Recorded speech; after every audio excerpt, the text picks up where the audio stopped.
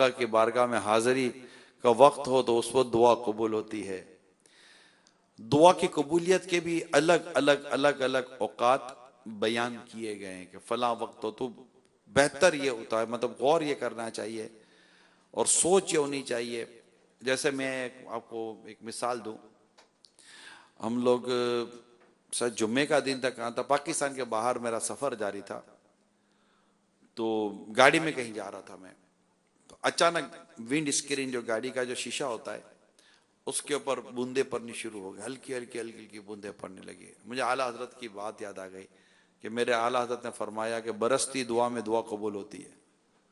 تو ہم گاڑی میں تھے، ہم نے اسی وقت دعا شروع کر دی، یا اللہ مغفرت فرما، بے حساب معاف کر دے، جنت دے دے۔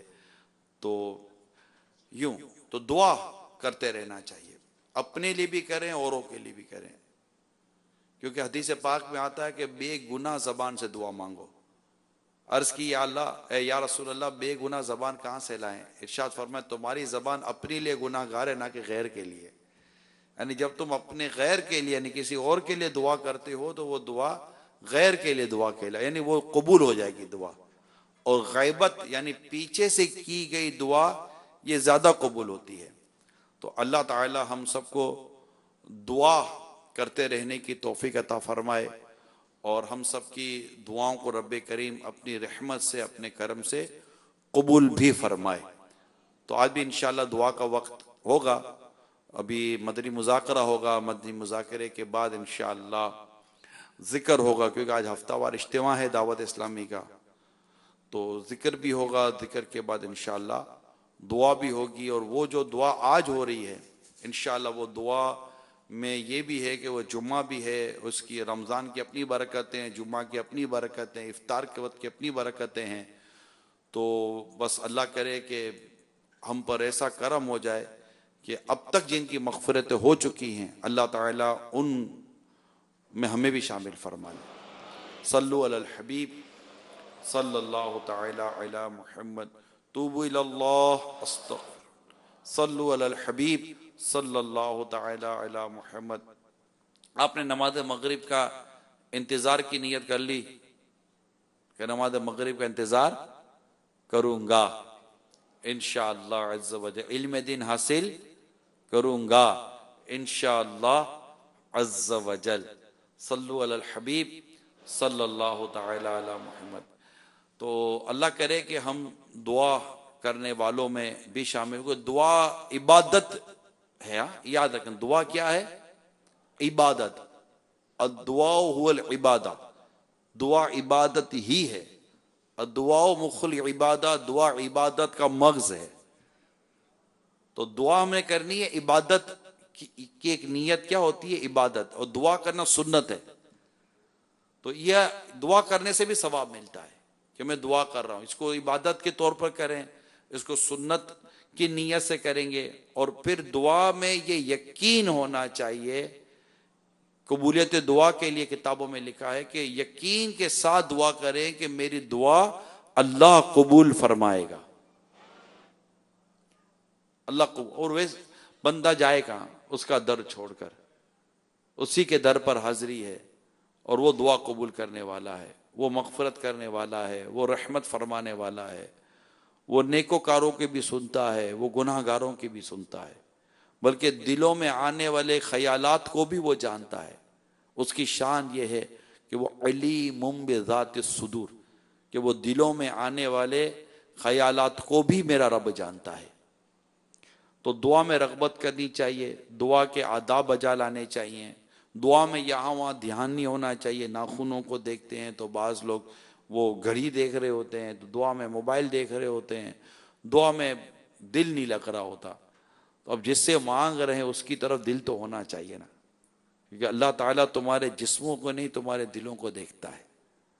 تو دعا میں رغبت ہونی چاہیے، دعا میں لطف ہونا چاہیے، دعا میں مزہ آنا چاہیے۔ اور ایک بات بتاؤں، جب بھی دعا کرے نا کوشش کرے کہ ایک آدھ قطرہ آنسو کا بہہ جائے، کہ یہ قبولیت دعا کی علامت ہے، آنسو کا بہہ جانا، پلک بھیگ جائے، خوف خدا سے پلک بھیگ جائے، آنکھ کا ایک بال بھی اگر اللہ کے خوف سے بھیگ گیا کیا عجب کہ یہی بال جہنم میں جانے سے ہمارے لیے رکاوٹ بن جائے، کیا پتہ۔ اللہ کی رحمت پر نظر ہونی چاہیے۔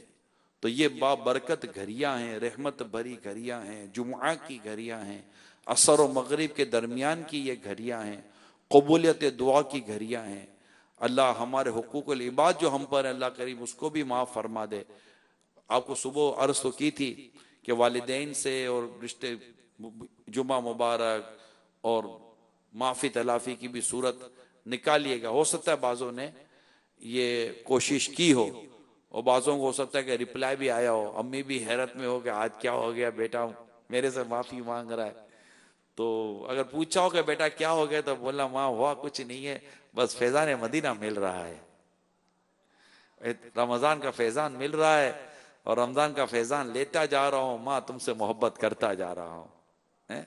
ماشاءاللہ دعوت اسلامی کے مدنی ماحول میں آپ کو والدین کی محبت کے جام بھی پلائے جائیں گے کہ ماں باپ سے محبت کرنی ہے، اسی طرح دعا سے میں رغبت کرنی ہے، نمازوں کی پابندی کرنی ہے، تکبیر اولیٰ کی پابندی کرنی ہے، جماعت کے ساتھ نمازیں پڑھنی ہے۔ تو یہ ماشاءاللہ دعوت اسلامی کے مدنی ماحول میں اس طرح کے مدنی پھول دیے جاتے ہیں، دل میں ایک امید اور ایک محبت پیدا ہو جاتی ہے۔ دعا کتنی بڑی امید ہے کہ جب ہم ہر طرف سے، جب بندہ بے بس اور لاچار ہو جاتا ہے، کوئی مددگار نہیں ہوتا، مگر اس کو یقین ہے کہ میرا ایک رب ہے، میری مدد کرنے والا، میرے حالات بدلنے والا۔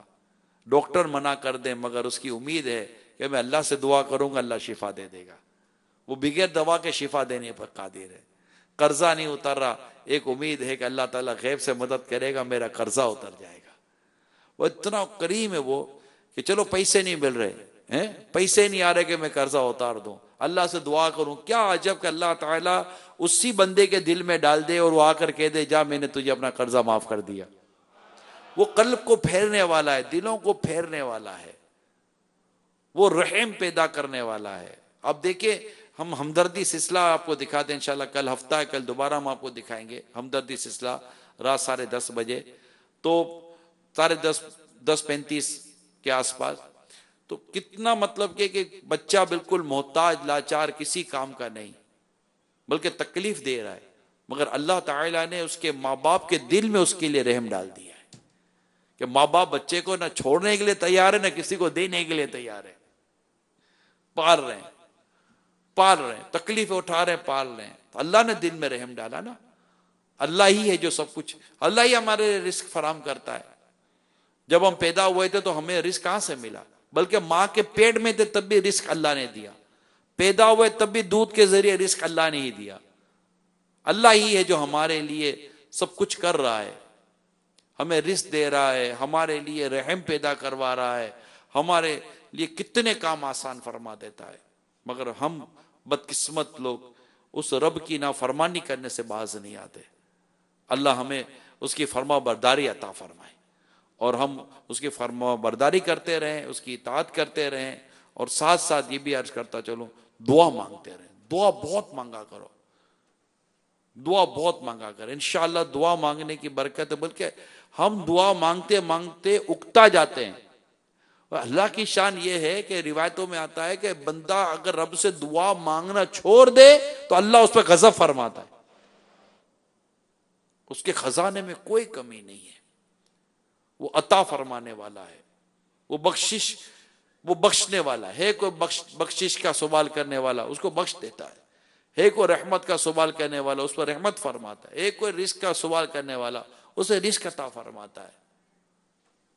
تو اللہ ہمیں سچی دعا کرنے کی توفیق عطا فرمائے۔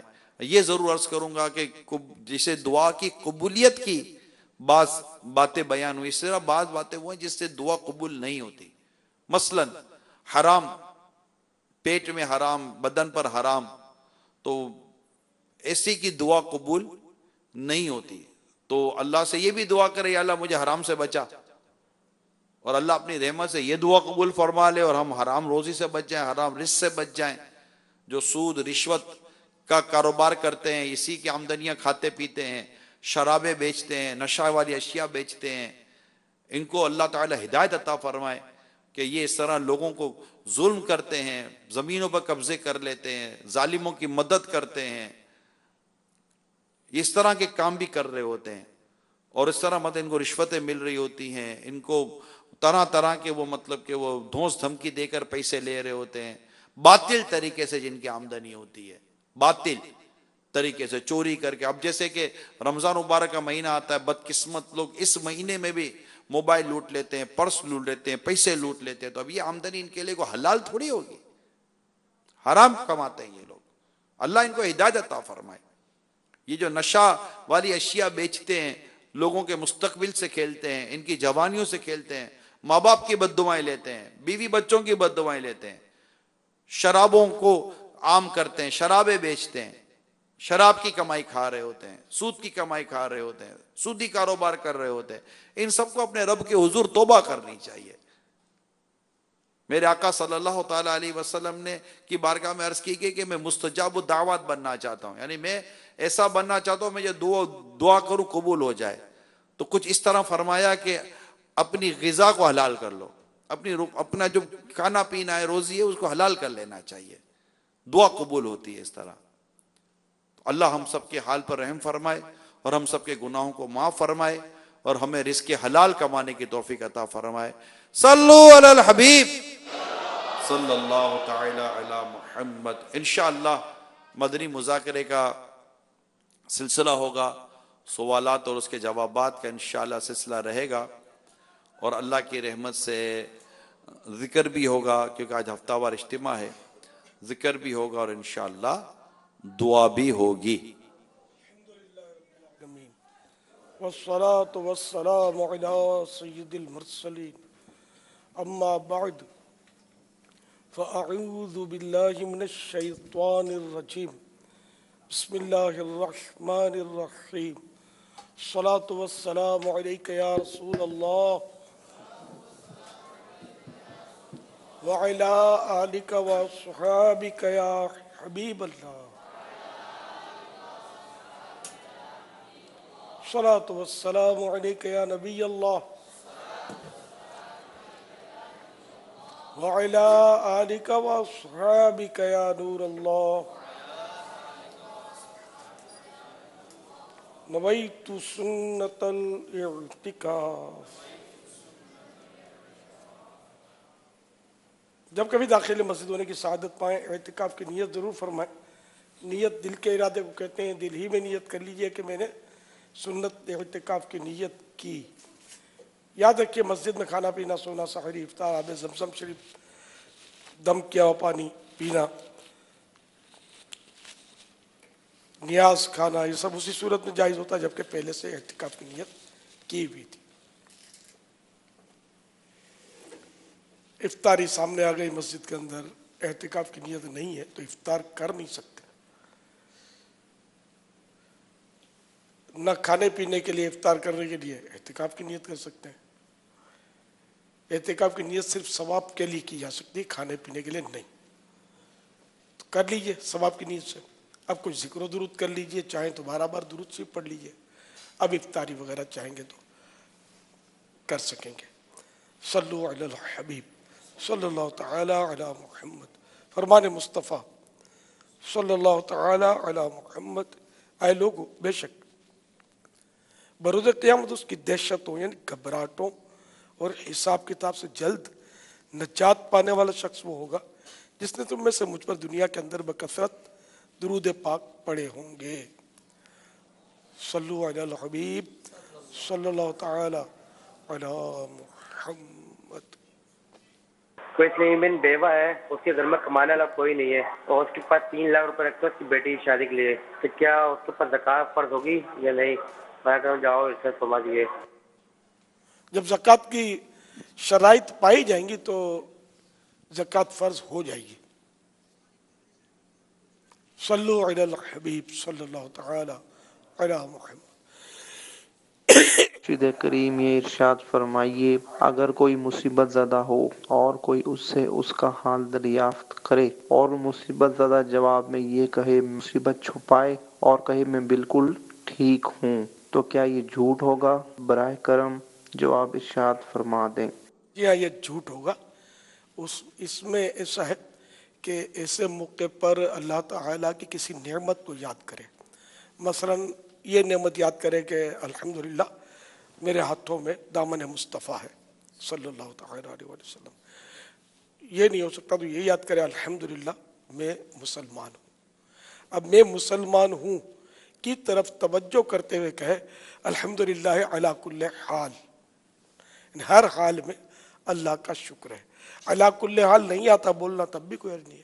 الحمدللہ یہ کہ میں ٹھیک ہوں، یہ کہنا تو صراحتاً یہی ہے نا کہ جھوٹ ہے نا، کہ ٹھیک نہیں ہے، تکلیف میں بیماری میں مبتلا ہے.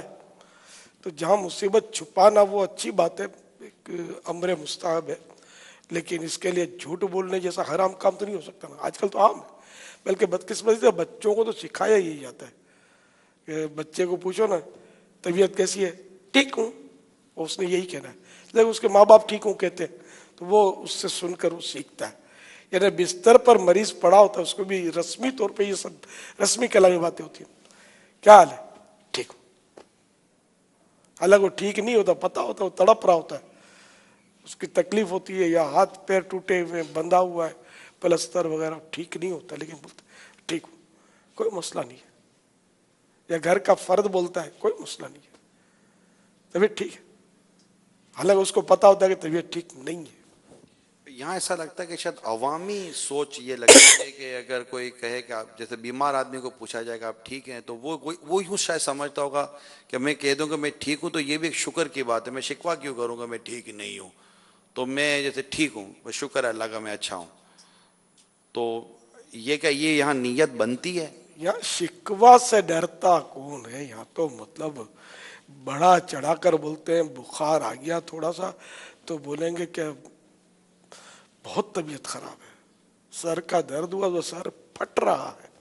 اب بعض صورتوں میں سر پھٹ رہا ہے جملہ صحیح ہوگا کہ بہت سخت درد ہو نا، شدید درد، سخت درد، تو سر پھٹ رہا ہوتا ہے، اس کے محاورہ ہے اس کے لیے.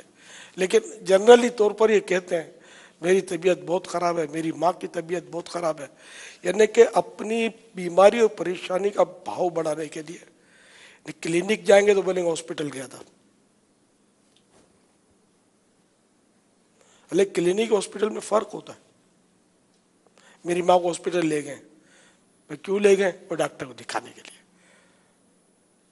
کتنے دن داخل نہیں دکھا کے آ جائیے، تو پھر ہاسپٹل لے گئے کیوں؟ ڈاکٹر کے پاس لے گئے بولو نا.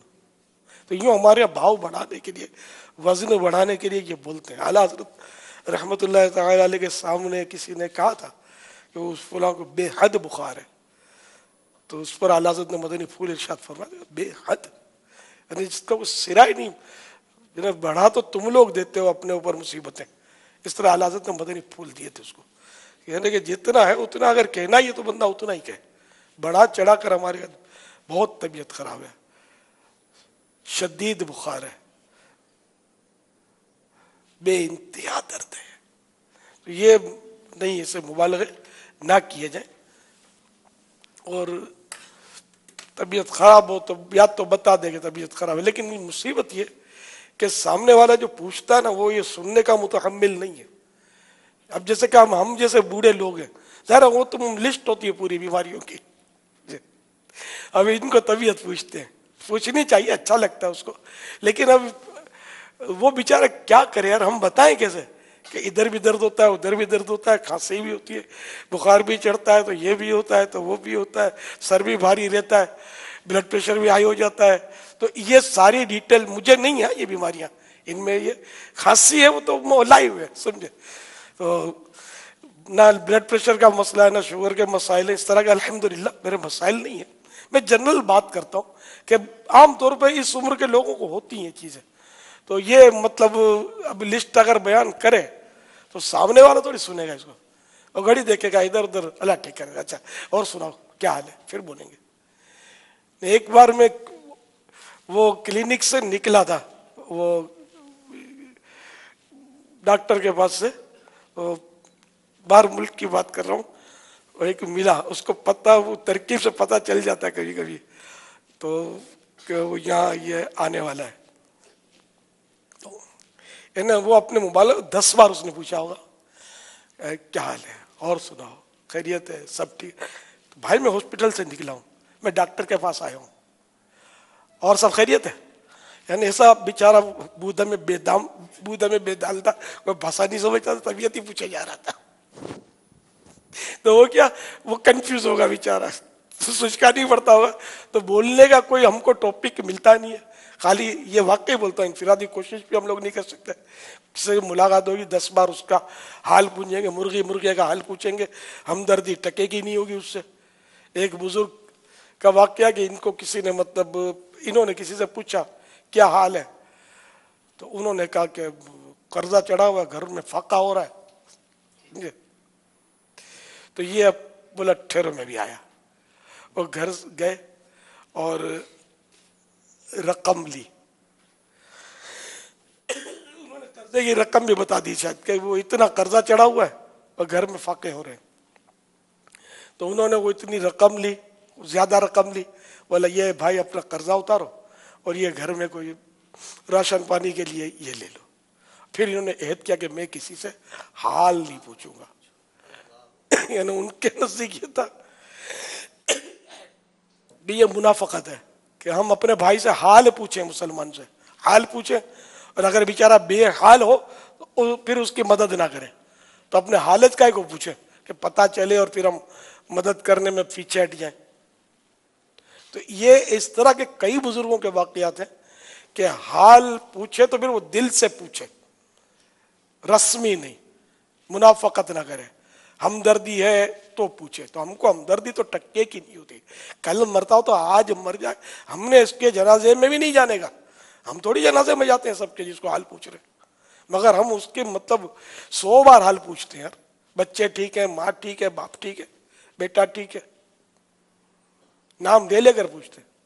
अब बच्चा घर में बेचारा है, ठीक है नहीं ठीक है, अब इसको क्या पता यार, घंटों से ये बाहर है, मिनटों में कुछ हो जाता है, सेकंडों में कुछ हो जाता है बच्चे को या बड़े को। इस तरह कर पूछा तो गुनाहगार नहीं होगा, लेकिन उन बुजुर्गों के नजदीक तकवा की आला मिसाल है कि वो ऐसे होते थे। हम तो खाली बस उन नाम के लोग हैं। तो इसलिए वो कोई हाल पूछे तो झूठ ना बोला जाए कि मैं ठीक हूं, ये अपनी डिक्शनरी से निकाल दे। ये बदकिस्मती से इतना हम है कि बस ये ही जवाब है। बल्कि अल्हम्दुलिल्लाह तो कोई मदनी माहौल में रचा बसा उस्लामी भाई तो बोले, वरना ये मदनी माहौल के जो नाम निहाद होते हैं ना, वो भी ठीक हूं ही बोलते, ठीक। हालांकि ठीक नहीं होते तो भी बोलते ठीक हूं। हाँ ठीक है और ठीक हूं तो कारज नहीं है। या ऐसी बीमारी है जिसका कोई इतना नहीं होता, नोटिस नहीं लिया जाता, और उसने कह दिया ठीक हूं तो कारज नहीं है। मैंने एक दफा मेले सुन्नत को पूछा था, हम मेमनी में बात करते हैं ना, क्यों, तो आपने जवाब दिया था खौफज़दा। मैंने पूछा था क्या हाल है, तो आपने फरमाया था खौफज़दा, डर रहा हूं। इस खौफज़दा के लफ्ज में इतना खौफ था कि मुझे याद रह गया कि ये जुमला था। वो क्या कैफियत होती है? अब समझदार है, लम्हे की बात। कभी आदमी पर अपने गुनाहों का तस्वुर होता है, कभी मौत याद आ रही होती, कभी कब्र याद आए, कभी अल्लाह का खौफ तारी हो। तो ये कैफियत भी कभी होती है, इंसान पर होनी भी चाहिए। अल्लाह की रहमत पर उसकी नजर हो और उसमें वो उस वक्त अपने अंदर फरहत महसूस कर रहा हो। सल्लु अलल हबीब सल्लल्लाहु तआला। अच्छा अब करना क्या है? अब अगर कोई हमसे पूछे कि क्या हाल है, तो हम बोल दें भाई कर्जा चढ़ा हुआ है, वो आएगा पैसे वैसे दे जाएगा नहीं दे जाएगा हमको? अच्छा आदमी होगा तो दुआ देगा, पैसे तो कहाँ देगा, कोई दे भी दे, कोई भरोसा नहीं है यार। तो फिर अच्छा आदमी हो दुआ तो देगा, नकद ला करे आपके कर्जे का बोझ उतर जाए। वरना इतना जवाब सुनने का सामने वाला आमतौर पर उसको टेम नहीं होता, जज्बा नहीं होता। पर रस्मी तौर पे यानी ये 99.9 इसमें इब्तिला है। क्या अवाम, क्या खवास, क्या मजहबी, क्या गैर मजहबी, क्या आलिम, क्या गैर आलिम, सब भी यानी इस धंधे में लगे हुए। अगर कहो ना बस बार बार तबीयत पूछने का मुझे बहुत तजुर्बा है इसका। यानी ये जनरल बात कर रहा हूँ, सभी से मुराद 100% नहीं है, लेकिन तकरीबन मैंने नोट किया कि ये बस इनको तवज्जो ही नहीं होती, पूछे ही जा रहे होते।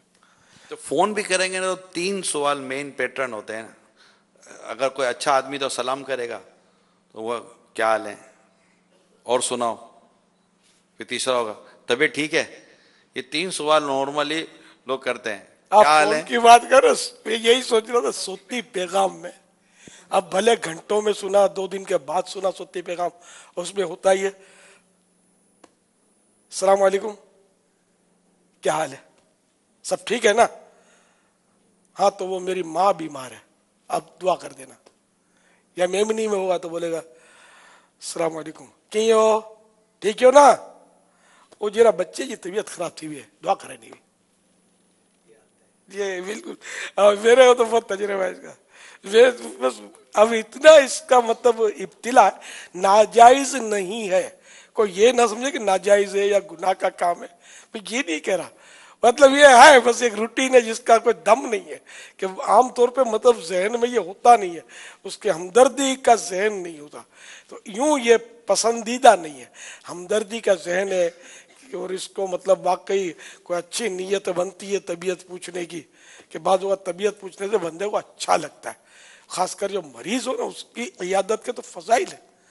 تو اس میں اگر مریض ہے، اب اس کو طبیعت پوچھے، اب مریض بعض اوقات کیا بیچارہ سامنے ہوتا ہے اور تڑپ رہا ہے، اس کو تکلیف ہے. اب اس کو بھی برابر کیا کرے، وہ کچھ سوچ تو پڑتا نہیں ہے کیا حال ہے. اب وہ تو بولنے سے رہا کہ یار تمہیں نظر نہیں آ رہا میرا حال، برا حال ہو رہا ہے اور تم یار پوچھ رہے ہو مجھے.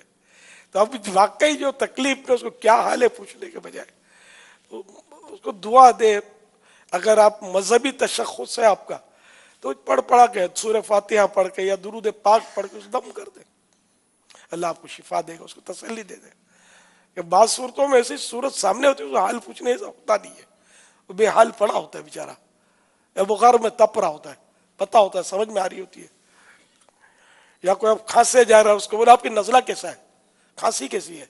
اب وہ کھانسے جا رہا ہے، اس کو پوچھنا آپ کی کھانسی کیسی ہے. ایک انوکھی سی بات ہے نا، عجیب سی بات ہے. تو کہاں کیا بول رہا ہے اپنے کو آ جائے نا، اب منزل مل جائے. اب یہ نہیں آتا. یہاں فیضان مدینہ میں بھی نا میرا خیال ایک تعداد ہے ہمارے بوڑھے اسلامی بھائیوں کی، تو وہ بھی بیچارے بوڑھے تو بیمار رہتے ہوں گے. تو ابھی ہمارے یہ جو ہزاروں معتکفین ہیں، لائن لگا کر اگر ایک بوڑھے آدمی کے پاس چلے جائیں اور اس کو مطلب ایک ساتھ 10 20 25 آدمی پوچھنا شروع کر دے ہوئے، تو کیا لگتا ہے طبیعت زیادہ بگڑے گی، صحیح ہو جائے گی، کیا ہونا کیا ہوتا ہے؟ صحیح ہو جائے گی. صحیح ہو جائے گی. نہ یہ پوچھیں گے نہ صحیح ہوگی. ہاں نہ مچھلی کا خون ہے بھائی، کون کس سے ہمدردی کرتا ہے؟ بوڑھوں سے ہمدردی کون کرتا ہے؟ بوڑھے کا نہ حسن ہوتا ہے، نہ اس کا جوبن ہوتا ہے، نہ اس میں کوئی بیچاروں میں چمک دمک ہوتی ہے، نہ ان کی باتوں میں کوئی کشش ہوتی ہے. تو ان کو کون پوچھے گا؟ ہاں نہیں، واقعی ان کو نہیں پوچھتے بزرگوں کو.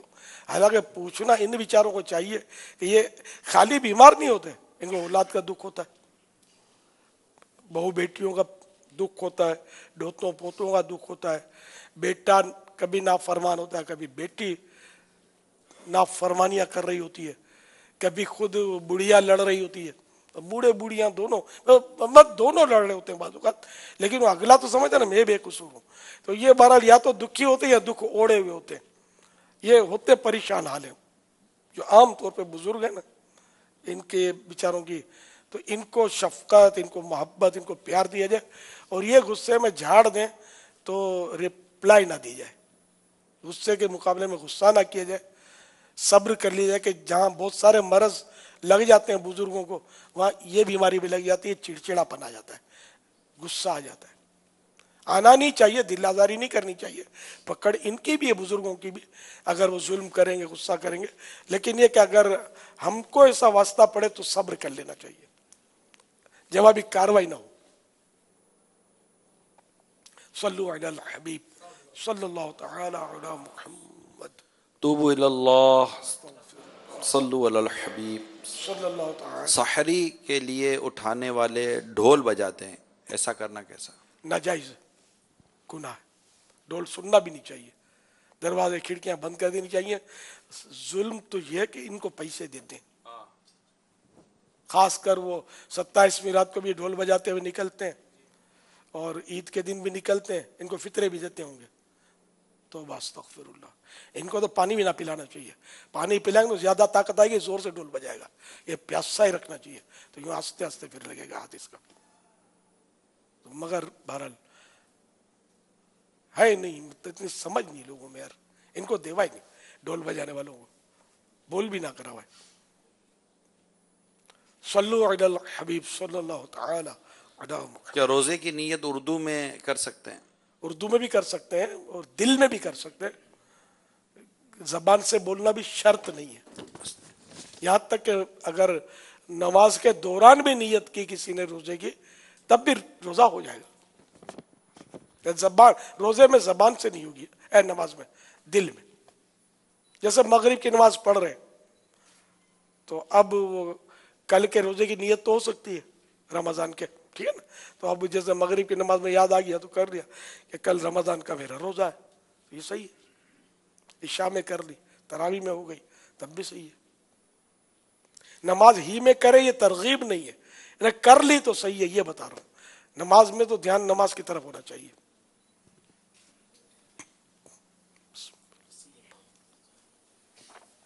صلو علی الحبیب صلی اللہ تعالی علی محمد۔ لوگوں کو بیدار کرنے اور خبردار کرنے کے واسطے بگل، یہ ذہن میں آ رہا تھا میرے، ڈھول اور بگل میں فرق ہے۔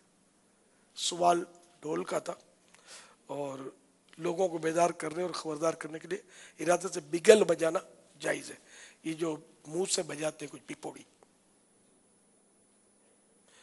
ہو سکتا ہے وہ یہ میوزک کا حصہ بھی نہ ہو، ہے نا؟ تو پہلے دور میں حمام میں بجاتے ہوں گے تو اس کا لکھا ہے جیسے حمام میں بگل اس لیے بجاتے ہیں کہ لوگوں کو اطلاع ہو جائے کہ حمام کھل گیا۔ رمضان شریف میں سحری کھانے کے وقت بعض شہروں میں نقارے بجتے ہیں، جس سے یہ مقصود ہوتا ہے کہ لوگ سحری کھانے کے لیے بیدار ہو جائیں اور انہیں معلوم ہو جائے کہ ابھی سحری کا وقت باقی ہے۔ یہ جائز ہے کہ یہ صورت لہو و لعب یعنی کھیل کود میں داخل نہیں۔ اب اس میں یہ ڈھول بجانا آئے گا یا کیا، جو عام آدمی یہ بجاتے ہوئے نکلتے؟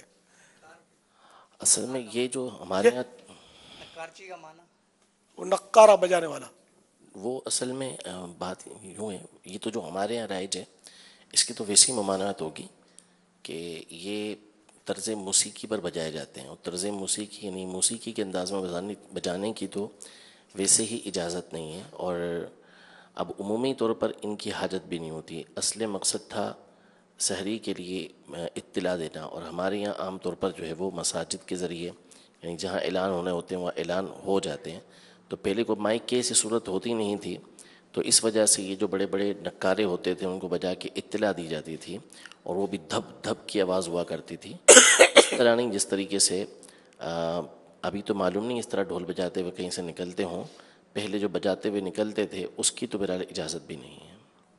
اچھا اب یہ دور جو ہے نا، اس دور میں ان ڈھول تاشے والوں کی ضرورت نہیں ہے، اب بڑے بڑے پلازے بنے ہوئے ہیں، ان کی ڈھول کی آواز بھی نہیں جائے گی، ٹھیک ہے نا۔ اچھا دوسرے یہ کہ اب دیگر گھروں میں جن میں آواز جا سکتی ہے، اب موبائل فون کا دور ہے، گھنٹیاں رکھ دیتے ہیں، جن کو جاگنا ہوتا ہے وہ ترکیبیں بنا لیتے ہیں اور وہ سحری اور روزے کی ترکیب کر لیتے ہیں، بجلی یہ وہ سب فراوانی ہے، تو اسی صورت میں بھی اب بظاہر ڈھول کی ضرورت نہیں پڑتی۔ اب جیسے کہ جہاں بہت کراؤڈ ہو نا وہاں اس طرح کی چیزیں ہوتی ہیں، آپ نے سنا ہو تو مزدلفہ میں گولا چھوٹتا ہے، فجر کا جب وقت ہوتا ہے نا صبح صادق، تو اس وقت توپ کا گولا پھوڑا جاتا ہے مزدلفہ میں۔ حج کریں گے تو انشاءاللہ ہو سکتا ہے کہ آپ سنیں، ہوش ہو توجہ ہوگی تو سنیں گے، ورنہ ضروری نہیں کہ آواز آئے، سنا ہے میں نے، تو وہ بہت بڑی آواز ہوتی ہے، بم کر کے وہ گولا پھوڑتے ہیں، تو وہاں مقصود کھیل کود یا تفریح نہیں ہے بلکہ لوگوں کو اطلاع کر رہا ہے کہ نماز کا ٹائم ہو گیا، فجر پڑھو۔ اور یہ وقت جو گولا چھوٹا صبح صادق ہو گئی مزدلفہ کی، تو اب یہ وقوف مزدلفہ کا وقت شروع ہوا جو کہ واجب ہے، مزدلفہ کا وقوف چاہے 1 سیکنڈ کے لیے کر لے بندہ تو وہ واجب ادا ہو گیا، اس کا جو وہاں ہے اس کا بھلے سویا ہوا ہے اس کا وقوف ادا ہو گیا، واجب ادا ہو گیا مزدلفہ کا، حاجی کے لیے جو حج کر رہا ہے اس سال۔ صلو علی الحبیب صلی اللہ تعالی علی محمد۔ شیخ خلیفہ رحمۃ اللہ تعالی علیہ نے پیارے آقا صلی اللہ تعالی علیہ وآلہ وسلم کو خواب میں دیکھا تو عرض کی کہ شیخ عبد القادر रहमतुल्लाहि ताला अलैह ने कदमी हादिही अला रक़बती कुल्ली वली जिल्ला, यानी मेरा ये कदम तमाम औलिया की गर्दनों पर है का ऐलान कर दिया। तो सरकार दो आलम सल्लल्लाहु ताला अलैहि वसल्लम ने इरशाद फरमाया कि अब्दुल कादिर ने सच कहा, और क्यों ना कहते कि वो कुतुब ज़माना और मेरी ज़ेरे निगरानी हैं। जिसका मिंबर हुई गर्दने औलिया, उस कदम की करामत पे लाखों सलाम। मीठे मीठे इस्लामी भाई मदनी चैनल के नाज़रीन, आलमी मदनी मरकज़ फैज़ान मदीना के हाज़रीन, इसी तरह हमारे साथ घम्बट बाबुल इस्लाम सिंध के आशिकान रसूल जो नेट के ज़रिए हैं, सरदाराबाद के आशिकान रसूल, लिया पंजाब के आशिकान रसूल, आए हम अपने गुनाहों से तौबा करें। सैयदी गौसे आज़म रहमतुल्लाहि ताला अलैह के सिलसिले में शेख तरीक़त अमीर अहले सुन्नत के ज़रिए दाखिल हो जाएं। अमीर अहले सुन्नत जो अल्फाज अदा फरमाए आप भी दोहराएं, इसकी बरकत से आप सिलसिला आलिया कादरिया तारिया में दाखिल होंगे। और वो नाज़रीन व हाज़रीन जो पहले ही किसी सिलसिले में दाखिल हैं, चाहें तो बेअत बरकत हासिल कर लें। अमीर अहले सुन्नत फरमाए मुरीद होता हूँ मैं, तो आपका ये तालिब होता हूँ मैं, आप अपने ही पीर साहिब के मुरीद रहेंगे इंशाअल्लाह अज़्ज़ा वजल। इस सिलसिले का फैज़ान भी जारी हो जाएगा। मैं अमीर अहले सुन्नत से अर्ज़ करता हूँ मैं तौबा भी करवा दें, सैयदी गौसे आज़म रहमतुल्लाहि ताला अलैह के सिलसिले में दाखिल भी फरमा लें। सलातु वस्सलामु अलैका या रसूल अल्लाह व अला आलिका व अस्हाबिका या हबीब अल्लाह। ला इलाहा इल्लल्लाह मुहम्मदुर रसूलुल्लाह सल्लल्लाहु तआला अलैहि व आलिहि वसल्लम। तौबा करता हूँ मैं अपने तमाम पिछले गुनाहों से, और वादा करता हूँ मैं कि आइंदा शरीअत पर चलूंगा, बद मजहबों और बुरे लोगों की सोहबत से बचता रहूंगा।